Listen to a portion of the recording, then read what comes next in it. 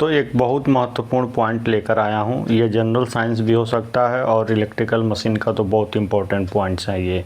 Transformer की rating आखिर KVA में क्यों होती है? देखिए, बहुत सारे बुक और बहुत सारे लोग ये बताते हैं कि ट्रांसफार्मर में हिस्टैरिसीस लॉस और ईडी करंट लॉस होता है, मतलब एक कांस्टेंट लॉस होता है, एक वेरिएबल लॉस होता है, मतलब कॉपर लॉस, और एक होता है आपका कांस्टेंट लॉस जिसमें हिस्टैरिसीस और ईडी करंट लॉस आता है।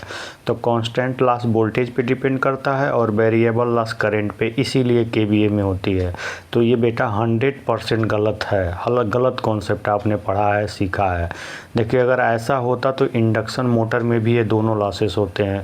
तो इंडक्शन मोटर की भी रेटिंग किलोवाट में होनी, केवीए में होनी चाहिए। उसका तो रेटिंग किलोवाट में होता है, वाट में होता है। क्यों ऐसा होता है? तो ये रीज़न बिल्कुल ही नहीं है। तो वास्तव में सही रीज़न क्या है, इसको समझते हैं बस 1 मिनट के अंदर। देखिए, पावर का फार्मूला P बराबर क्या होता है, VI cos phi। ये कौन सा पावर है? एक्टिव पावर है। ये आप अच्छी तरीके से जानते हैं।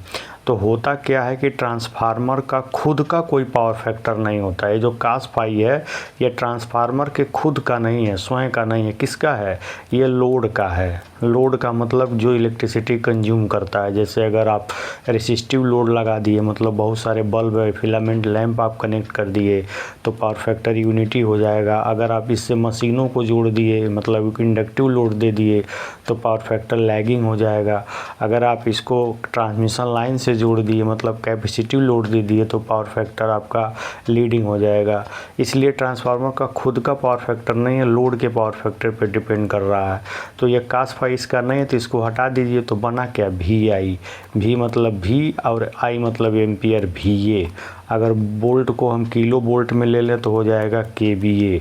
इसीलिए इसकी रेटिंग KVA में होता है, क्योंकि इसका खुद का कोई पावर फैक्टर नहीं होता है, लोड के पावर फैक्टर पर डिपेंड करता है। दोस्तों, हमारे द्वारा दी गई जानकारी कैसी लगी? अगर अच्छी लगी हो तो शेयर, लाइक, सब्सक्राइब ज़रूर करिए।